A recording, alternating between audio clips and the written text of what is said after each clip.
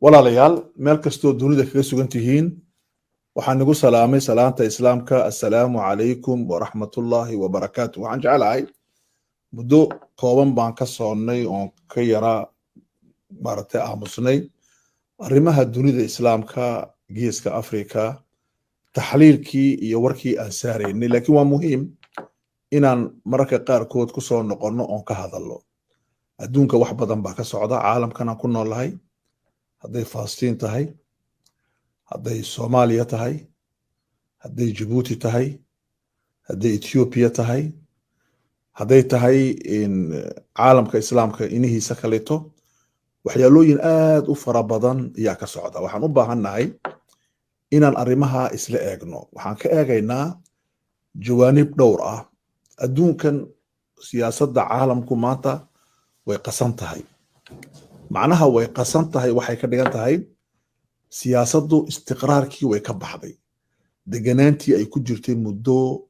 20 sana markuu dowladdii midooda sofiyetig ay dhacday, caalamka uu gacanta ku dhigay dalka maraykankuna uu noqday booliska internationalka ee dunida tan maamulaya. muddadaas adduunka fowdana way ka socotay, istiqraarna uu ka socday, deganaanna way ka socotay meelaha qaarkood. laakiin markii iminka dagaalkii Ukraine kadib uu dhacay, adduunka waxaa ku soo bilaabmay qas cusub iyo waxaa bilaabmay fawda siyaasiya wax loo yaqaano. siyaasaddii waxay ka baxday wixii loo yaqaanay deganaantay ka baxday. deganaanta ay siyaasaddu ka baxday ta'siir bay ku leedahay dunida oo dhan. dagaalka Ukraine ka dhacaya oo Ruushka iyo Ukraine dhex socda kama dhigno dagaal khaas ah, wuxuu ka dhigan yahay dagaal weyn oo caam ah ayay ka dhigan tahay. marka sidaa daraaddeed waxaan jecelahay inaan arrintaa aan taxliilino annagoo qur'aankana ku eegayna hadduu ilaahay idhaahdo subxaanahu wa tacaala. waxaan horta inii sheegayaa geeska afrika waxaa ka jira 5 arrimood oo culculus oo u baahan in si khaasa loo eego. horta waxaa yaala wax la yidhaahdo siyaasadda qasan ee Ismaaciil Cumar Geele, iyo siyaasadda qasan ee Muuse Biixi, iyo siyaasadda dhan u socon ee Xasan Sheekh, iyo siyaasadda aad isleedahay waxay bilowday istiraatiijiyad cusub oo uu wado Abi Axmed, iyo kusoo noqodka uu ku soo noqday waddanka Eritrea. wuxuu ku soo laamay saaxadii dawliga ahayd mar labaad, isagoo albaab kale siyaasiga ka soo galaya. waxaas oo dhan wuxuu u baahan yahay isla taag, in la isla taago iyo mid waliba ay u baahan tahay. waxaa bilaamatay siyaasad qabali ah oo aad isleedahay waxay ka baxaysaa vishinkii siyaasiga ee caadiga ahayd. arrinta matalan lascaanood ka dhacday ee dhex martay dowladda Somaliland iyo bulshada goboladaas degan ee diiday inay la noolaadaan Somaliland, oo shaaca ka qaaday inay ka mid yihiin jamhuuriyadda Soomaaliya federaalka. dagaalka dhex maray waa dagaal siyaasi ah. waxaa isku diidan laba fiishin sidaan hore u sheegay. siyaasadda Muuse Biixi oo arkaysa in ay Somaliland ka mid yihiin oo lagu salaynayo dagaalkan 60kii sidii gumaysigu uga kacay geeska qaaradda Afrika. maaragtay dadka degan goboladaas SSC-na waxay aaminsan yihiin in ay yihiin dad ka mida dowladda jamhuuriyadda federaalka ee Soomaaliya. dagaalku marka waa siyaasi weeyaan, vishinku waa siyaasi weeyaan, fikraddu waa siyaasi weeyaan. laakiin maanta waxaa bilaamatay dagaalkii siyaasiga ahaa wuxuu isku bedelay qabyaalad. siduu qabyaalad iskugu bedelay? waxaa la keenay wixii Soomaaliya burburiyey 69kii ka hor ee ay wadan jireen dadka Soomaalidu xisbiyadii boqolaalka gaadhay ee ku salaysnaa qabyaalad iyo reernimo ku salaysnaa. waxaa bilaamatay wax la yiraahdo irir Soomaali oo ah taxaaluf qabali ah oo ka bilaamaya Soomaali meesha degta meesha ugu shaysa ilaa meesha ugu dambaysa. dadkaas waxay u midoobayaan ka hortagga reer la yiraahdo Daarood Ismaaciil. Daarood Ismaaciilna wuxuu is ururinayaa inuu ka hortago waxa loo yaqaano irir Soomaali. Arrintaas yaa wada waxaa wada dad saqajaan ah oo aan fahansanayn caalamku maanta siduu u socdaa, halkuu ka socdaa, muxuu rabaa, adduunku halkuu aadayaa, caalamka sidee loo maamulaa, dowlad sidee loo dhaqaa. dad aan fahmi aan u lahayn yaa raba inay ka sheekeeyaan waxa loo yaqaano qabyaalada siyaasa oo markii horeba lala taahayay. markaas waxa weeyaan mushkiladda la yidhaahdo irir Soomaali oo lagu horgeynayo rag la yidhaahdo Daarood Ismaaciil waxay keensan doontaa bacda qaliil waqti yar oo dhow waxay keensan doontaa dagaal siyaasadeed oo qabyaalad ku salaysan oon macno lahayn. waxaan ognahay in ay dadka Soomaalidu isku hayeen markii hore laba jumhuuriyadood oo kala go'aya oo qolna ay lahaayeen midnimadu waa muqaddas, qolna ay lahaayeen go'itaanka iyagu iyo gooni isku taagga iyagu waa muqaddas. waxaa bilaabmay qoladii lahayd gooni isku taagga iyagu waa muqaddas in looga soo gurmado meeshii ay ka go'ayeen oo loogu soo gurmado magac idhaahda irir Soomaali. markaa kuwii muqaddaska markii hore sheeganayay kala go'itaanka inay qaar ka go'aan oo go'itaankooga iyadana looga soo gurmado koonfurta Soomaaliya iyo Soomaalida kaleba. arrintaasi wuxuu ku tusayaa dariiqa la socdo iyo jidka la socdo inuu yahay jid aan ahayn jid siyaasi ah. problemka Soomaalida haystay waa problem siyaasi ah. wuxuu u baahan yahay marka solution siyaasi ah. marka haddii ay dowladaha qaarkood ay ku dhaqmayaan inay u bedilaan siyaasadda qabyaalad oo ay arrimahaasi ka shaqaynayaan dad fara badan oo anu isleeyahay waxay ka soo bilaamatay arooskii ka dhacay guriga madaxweynaha Ismaaciil Cumar Geelle ayaa lagu sameeyey fikradda la yidhaahdo maaragtay irir maaragtay la yidhaahdo halkaasaa lagu soo unkay iyadoo ujeeddadu ay tahay in dib loo dhigo inay Soomaaliya xal gaadho amba solution ay gaadho dadka Soomaaliyeed oo ay gaadhaan waxa loo yaqaano stability-ga siyaasadda amba al-istiqraar as-siyaasi. marka waxaa ka jira geeska Afrika qas weyn baa ka jira. arrinta oo socota ayuu ninka la yidhaahdo Abi Axmed uu soo saaray in ciidamada new police-ka loo yaqaano oo Malla Zinaawi uu sameeyey oo Tigreegu ujeeddo ay ka lahaayeen in la burburiyo oo la baabi'iyo. arrintaasi waxay keensanaysaa markaas in ay Etoobiyadii hore jiri jirtay waqtigii Mengistu inay soo noqoto oo ah in la abuuro dowlado hoose oon awood lahayn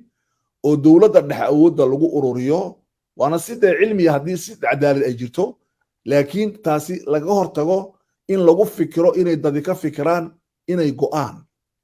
marka wadana meelaha loo jeedana waa Soomaalida iyo Oromada iyo Canfarta iyo Tigreega. ujeedooyinka weyn ee laga leeyahay in lagu burburiyo waa taas weeyaan. marka arrintaasina waa arrin muhiima. isha waa inaan ku hayno inuu wafdi weyn oo dowladda Ethiopia oo hogaaminayo aadan nin la dhahdo oo Soomaalida ka dhashay oo gobolka City u dhashay inaa wafdi weyn lagu soo daray oo Djibouti ay booqasho ku yimaadeen.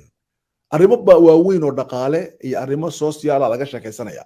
arrimaha dadka loo sheegayo ee qarsoon aan loo sheegayn iyo kuwa loo sheegayo way kala duwan yihiin. arrimaha aan dadka loo sheegayn waxaa ka mid ah asaasinta la asaasayo qaacido dowladda Ethiopia inay ka hesho Djibouti dhinaca badda ambase ay ka hesho Somaliland. arrintaana inuu carraab ka noqdo dilaal uu ka noqdo Ismaaciil Cumar Geelle. waxa weeyaan waxa siyaasadda geeska Afrika waxay galaysaa marxalad qas ah oo cusub. marxaladda qaska ee cusub waa marxalad aan caadi ahayn, laakiin dadka siyaasadda ka shaqaysta anu waxaan u qaybiyaa dadka siyaasadda ka shaqeeya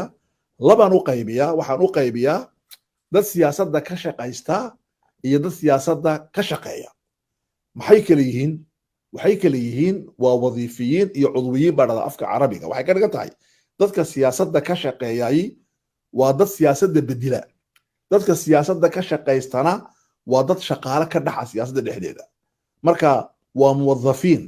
waa shaqaale weeyaan waxaanuma bedilaan say wax yihiin bay u wadaan dadka inta ugu badan waa dadka laakiin siyaasadda dadka bedelay waa dadka siyaasadda ka shaqeeya kama shaqaystaan way ka shaqeeyaan macnaha waa in si daqiiq ah loo fahmo macnaha dowladda Ethiopia walaalayaal waa dowlad ama ha burbursanaato amba ha dhisnaato waxay leedahay dad dejiye istiraatiijiyadda dowladda Ethiopia dowladda Ethiopia warar waaweyn oo warar maahan ee taqaariir aan akhriyay raaporo aan akhriyay waxay ii sheegeen laba arrimood amba saddex arrimood siyaasadda Ethiopia marka la dejinayo xiriirka ay la leedahay geeska iyo adduunkaba saddex qolaa inta badan ka shaqaysa wasaaradda arrimaha dibadda istiraatiijiyadeedu isma bedesho waa thaabit hadday tahay waqtigii Haile Selassie Mengistu Meles waxaa la bedelaa taktiiga laakiin istiraatiijiyadda Ethiopianimadu meel dhaweyta waxaan la sheekaysanin Ethiopiana waxaan kula sheekaystay meel magaaladan ku taala Minnesota caasimadda maaragtay Minnesota ku taala Minneapolis waxaan kala sheekaystay qadiyadda ah Djibouti iyo Ethiopia wuxuu yiri Ethiopia annakaale si waadix ayuu sheegay Djibouti annakaale waxaan ku yiri u leedihiin wuxuu yiri Faransiiska naga gooyay annakaale aan jirnay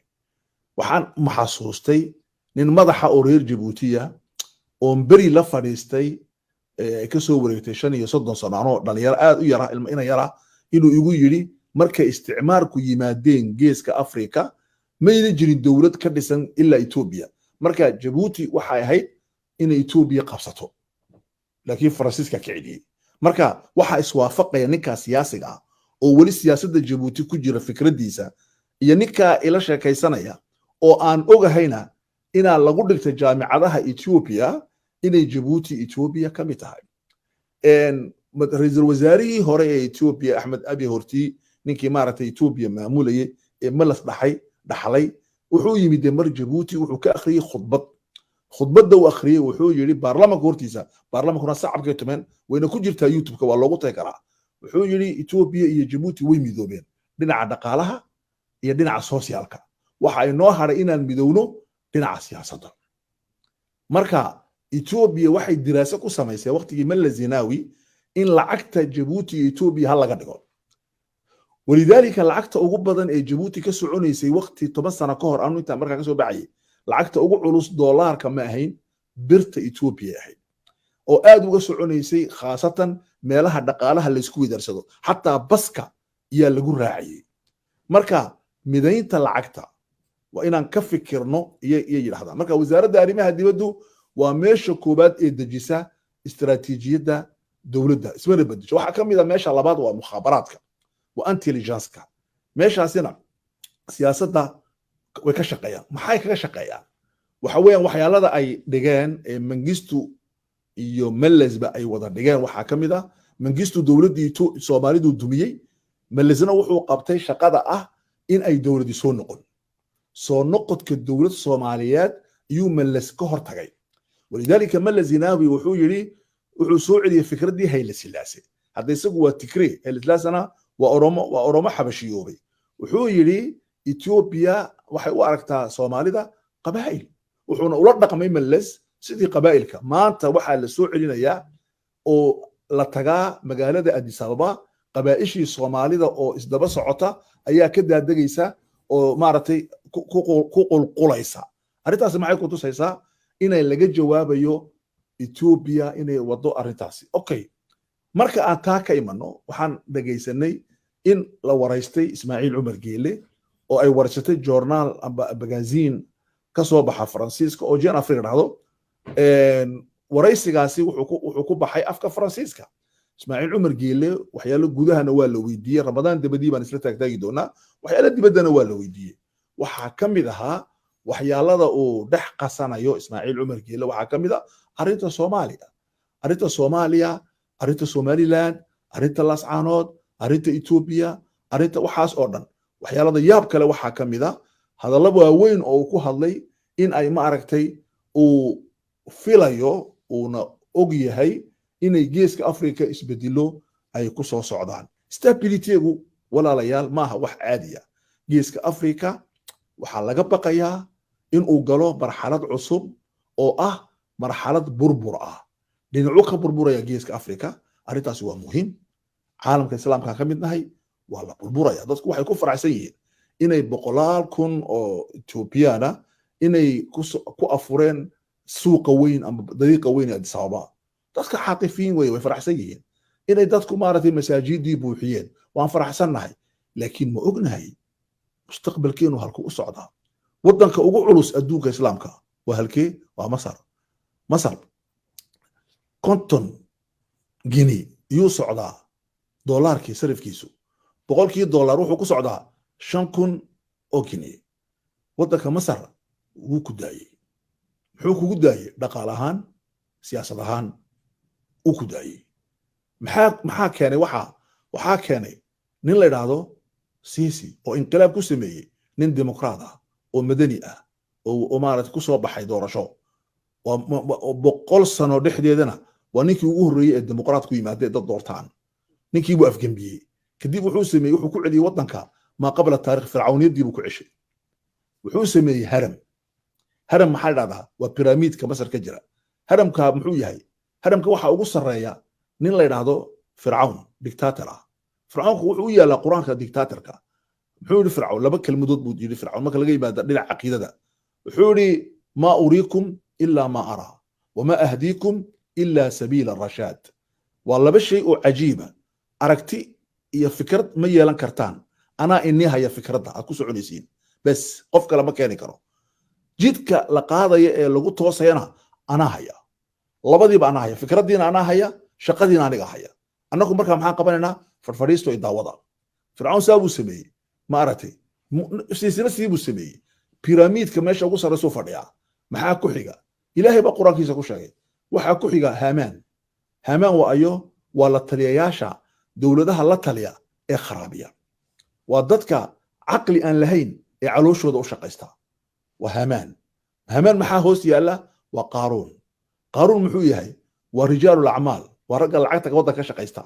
ee lacagta xada ee u xada waa arday isaguna waa taas weeye iyaa ku xiga markaa iyakana waa saxaradu waa ayo waa ragga warbaahinta ka shaqeeya ee internetka soo fadhiista ee beenta qasa ee dadka run uga dhiga beentana run ka dhiga waa dadka aan waxba hayn hees inay soo saaraan inay music tumaan inay madaxweyne ammaanaan inay wasiir ammaanaan inay bas ammaanu ka shaqeeya oonan keenin analysis iyo taxliil aanan keenin waayo kuwaasina waa saxaradii waa rijaalul acmaal waa rijaalul iclaamkii iyo wixii la halmaalay maxaa ka hooseeya waxaa hoos yaalla askartii lagu shaqaysanayay wax yar baa la siiyaa laakiin way shaqeeyaan maxay ka shaqeeyaan dadkay laayaan amba dadkay xidhaan amba dadkay soo basaasaan waa askartii weeyaan maxaa hoos yaalla waa shacbigii waa maaskii waa dadkii waa pyramid dowladaha horumarka gaadhay maxay sameeyaan pyramidkii rogaan pyramidkii u bad qabanaysaa haramka umaad rogaysaa dusha waxaa fadhiisanaya shicibkii marka ninkii madaxana muxuu noqonayaa hoosta ugu hooseysu tagaya marka maxaa bedilmaya marka waxaa bedilmaya waxa loo yaqaano sayruuratu taariikh sayruuratu alcamal waa siin iyo sad carabiga waan ku balcinayaa siday wax u socdaan camalku isbedilaya meesha la aadayana way isbedilaysaa marka ikhwaani fillah maxaa dhacay markaasi waxaa masar ka dhacay waxa aad aragteen oo ah majaaca qayr caadiya dadku way gaajoonayaan boqolkiiba 70 waa wadankii carabta ugu weynaa taariikhda uu ka baxay waxaa ka daray wadano kale ka waaweyn oo masar ka maaragtay lamida iyo ay kula burburaya waxaa ka mid ah boqortooyada Sacuudi Arabiya waxaa xidhan caqligii wadanka ugu weynaa maskaxdii oo dhan ma xidhan waxaa ka daray waxaa xidhan maaragtay rijaal acmaalkii hablihii waxaa lagu xidhayaa Twitter oo tiri wadanku si fiican uma socdo waxaa lagu xidhayaa 40 sanadood xataa waxaa la yidhahdaa qaanuunka markaan dhiganay mandiq buu leeyahay qaanuunku logic buu leeyahay qofka la ciqaabayo waa in lagu ciqaabo logic qofku hadduu dembi yar galo ciqaab yar buu leeyahay hadduu mid dhex galo ciqaab dhuxuu leeyahay hadduu mid culus galana ciqaab culus buu leeyahay Twitter baad ku helaysaa 40 sano waa gabadh yar oo jaamacadda dhiganaysay maxay qortay dalku ma ficlo si fiican ma socdo bas intaas ay qortay markaas caalamkani waxa weeyaan caalamul islaamigu halku u socdaa waxa weeyaan laba maaragtay waxaa kale oo niga iloobay inaan nii sheego siyaasadda Ethiopia waxaa laga hagaa mar saddexaad waa kaniisaddu Ethiopia way soo noqonaysaa. Abiy Ahmed 5 goor buu la kulmay bishan Ramadaan iyo bishii ka horeysay 5 jeer buu la kulmay wadaadada kaniisadda saasay qorayaan taqaariirtu wuxuuna ay kala hadleen arrimo culculus oo Ethiopia ku saabsan iyo geeska Afrika waa soo soconnaa waxaanu imanaynaa mas'alad daqiiq jiddan mas'aladaasi waxa weeyaan ikhwaani fillah caalamul islaami halku u socdaa markaan ka hadlayno caalamul islaami waxaa laga qoray taqaariir laba arrimood baa la tilmaamay kow waxaa la tilmaamay caalamul islaami waa meesha haddii adduunku badbaadiyana uu ka badbaadayo hadduu adduunku dumayana uu ka dumayo waa inaad saa u garataan caalamul islaamigu meel caadi ah maaha waxaa ku yaala meelaha ay ku kulmaan maaragtay 13 matiiq ee caalamiga meelaha ay ku kulmaan 7 ugu culculusi adduunka islaamka ku yaala maxaa loola dagaalamayaa Erdogan maxaa la iskugu tagay waxaa la iskugu tagay 2023 waa sanadkan waxaa dhamaanaya boqolkii sano cunaqabataynta la saaray wadanka Turkiga wuxuu u sameeyay systemka madaxtooyadana waxa weeye waa taa wuxuu u dagaalamayana waxa weeyaan inuu soo celiyo haybadii Turkiga kadibna haybadii caalamul islaamiga waxa weeyaan dagaalkaas maxaa loogu hayaa waxaa loogu hayaa waa sidaas weeyaan ninkaasi Erdogan marka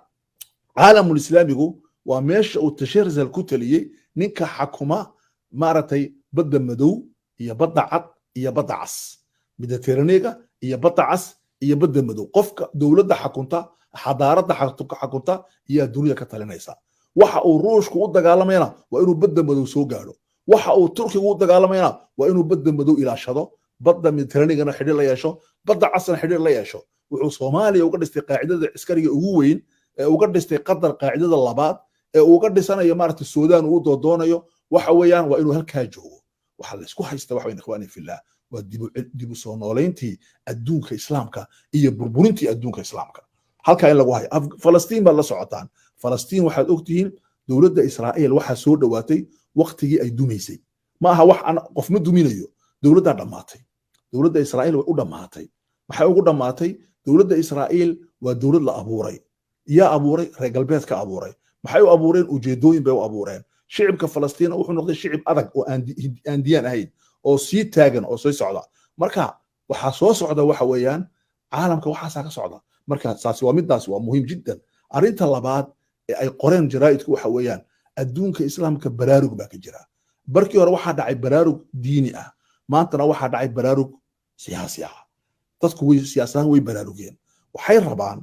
inay isbedel u yimaado walidaalika revolution kii dhacay 10 sano ka hor waxaa lagu tilmaamay revolution dhalinyaro yaryar ay wadeen oo ay ka dhalatay fawda waana sidii Faransiiska iyo Ingiriiska iyo Mareykankaba revolutionadooda uga dhacday laakiin talabaad ee soo socota waxay yiraahdeen waa revolution mufakkiriin ay wadaan lianna madaxii baa la bislaynaya hadaa dhageysatiin doodaha waaweyn ee dunida islaamka dhacaya waxaad arkaysaa in la dhisayo maskaxda tayaaraad ba abuurmaya marka ikhwaani fillah waxaan u soconnaa waxa weeyaan waa arin muhiima jiddan arinta muhiimka ah ee jiddan ki waxa weeyaan in aan ogaano isbedelka dunida islaamka ku soo socda waa isbedel aan caadi ahayn waa siyaasad qasan laakiin waxay u baahan tahay badbaadadana waxaa keenaya 3 qolo waxaa keenaya waa soomanahay waa Ramadaan aqligeena waa inaan kobcino waxaa keenaya vision rag sida vision 2 mashruuc 3 maxaa oranay arinta saddexaad waa maxay in lala yimaado siyaasad istiraatiiji ah marka haddii la helo vision iyo project iyo istiraatiijiyad waxa isbedelaya dunida tan laakiin adduunku isma bedelayo inaan qof la magacaabo qofna la eriyo qof shaqo loo dhiibo qofna shaqada laga saaro inaan maaragtay waxaan la sameeyo waxana la dhiso waxa dunidu horumar ku gaadho dunidu wax horumar ku gaadhaa waa vision waxaan rabaa rabadaanku markuu inaga baxo inaan la noolaano 5 vision oo dunida islaamka dhacay qaarna way fashilmeen qaarna way najixeen waxaan soo qaadan doonaa visionka Mahathir ninkii dhisay wadanka Malaysia iyo Anwar Ibrahim waxaan soo qaadan doonaa visionka ninka la yiraahdo Erdogan iyo Erbakan waxaan soo qaadan doonaa visionka ninka la yiraahdo jamaal cabdinaasir iyo mashruuciisii qawmiga ahaa waxaan soo qaadan doonaa visionkii maxamed siyaad barre iyo mashruuciisii uu ku badbaadinayay soomaaliya iyo fashalkii ku yimiday waxaan shan ugu dambayn aan soo qaadan doonaa oo ka sheekayn doonaa visionka maxamed bin salmaan iyo ninka xukuma maxamed bin zaayid dalka imaaraadka fishinadan baa isku haya adduunka islaamka jabuuti bay isku hayaan soomaaliya isku hayaan etoobiya isku hayaan ciraaq bay isku hayaan libiya isku hayaan dunida isku hayaan fishinadaabaa isdiriray fishinadaabaa la rabaa in la kala dhabo oo la dhahdo annakana maxaa noo fishina maanta dhalinyarada muslimiinta ee nool qarnigan maxaa u fishina walaalayaal duni qasan baan ku nool lahay caalam qasan baan ku nool lahay stability ma jiro doolarkiibaa qarqaraya yaankiibaa soo sara kacaya lacagtii ruushka meedaanka soo galaysa waxaa dhinaca kale ka ordaya yurogii oo maaragtay bararaya waxaa jira dagaal aan caadi ahayn dagaalka aan caadiga ahayn waxaan ku nool lahay annaguna nolol caadi ah marka dagaal aan caadi ahayn qof ku dhex nool oo isagoo caadi ah wuxuu noqon doonaa burbur غير عادية أما هدان هلا ضد هجاميال غير عادية waxaan heli doonaa insha Allah iyo aragti غير عادية oo hinahayn wadaado oo yar maqla wadaada baryootama yaan arkaa dad cabaada yaan arkaa midalan dagaalka ka socda city waxaan arkaa waxa isdiraya laba reerood oo walaalo ah si xun bay isku galayaan marna waxa la soo eriyanayaa Soomaalida iyo Ciisaha marna cafarta la eriyanayaa marna qoladan baa ooyeysa marna qoladan farxaysa qolo dusha joogtana way qoslayaan waxay leeyihiin saans ku direena daawo waxa la dhahaa judo sheek barada lucbatu shadranji baa la dhahaa waa lagu ciyaarayaa waa la barjeynayaa khamri baa la cabayaa laakiin waxaan haysanaa inaan dagaalamayno ma dagaalamayno waana la dagaal gelinayaa waana lagu ciyaarayaa masiirkeena mustaqbalkeena gacanta lagu hayaa dad aan arkayn baa ina wada laakiin annagu waxaan nahay adawaadkii dagaalka lagu waday waxaa la dhahdaa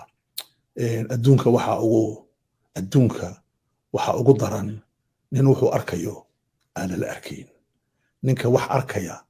oo aragti leh oo dadka intooda ugu badan ayna arkayn wuxuu arkayo waa mushkilo weeyaan marka waxaan rabnaa inaan wax wada aragno si aan u fahanno dagaalka kalaas caanood ka socda ka city ka socda isku mid yihiin ka city ka socda kalaas caanood isku mid yihiin ka maartay marka Abdulkarim waa nin siyaasi oo Soomaaliyeed oo qurux weyn marka la magacaabay loo magacaabay heshiiska Somaliland iyo Soomaaliya Somaliland way soo dhaweysay Soomaaliya way magacaawdaba laakiin waxaad arkaysaa inaa la daalay laakiin la oran kari laayahay waan daalay war dagaalku waa siyaasi musabixi waxa looga baahan yahay siyaasad looga baahno hub iyo xoog Ismaaciil Umar looga baahno kursi lagu dhago waxa loo baahan yahay solution iyo siyaasad looga baahno Xasan Sheekh magacaabis iyo kuraasi iyo dawlad iyo dhul la iibsado iyo bal la iibiyo oo la qaybiyo waxa loo baahan yahay vision ma hadalka aan ka maqlay siyaasiyiinta Soomaaliya marka qaarkood badaheena haddaan iibin weyno seen horumar u gaarina ceeb weeyaan waxa weeyaan fikradkeen bad la iibiyo macna male dagaalka lagu qaadayo shabaab waa muhiim jiddan laakiin dagaalka waxaa ka horeeya vision keensanaya ما بعد الحرب شبابك هاga tagi doonaan marka ciidamada Ethiopia iyo Soomaaliya iyo Djibouti iyo Uganda ee wadanka soo buuxsamaya goorma dalka bixi doonaan si uga bixi doonaan marka ay guusha keenaan guusha kula yeelanayaan dalkan ay kula yeelanayaan maxaad ugu tala gashay maada bacdu halkeed u socotaa marka uu kugu dheeldheelayo ninka Uganda xukuma ee uu ku leeyahay isku diin baa tihiin haddana waa isdiin laadihiin haddaad dawlad tihiin dee waddanka dhisan lahaydeen korba dheeldheel lagaa dhiganayo amba Etoobiyaanka markaa hor joogno aan anakoo foorarna salaamayno ee anakoo sharaf leh aan salaami karayn waxaas oo dhan waxay u baahan tahay in dib laisku eego oo la dejiyo mashruucul najaax aad mahadsantihiin isku soo laami doonaa insha allah raalli noqda asalaamu calaykum waraxmatullahi wabarakaatu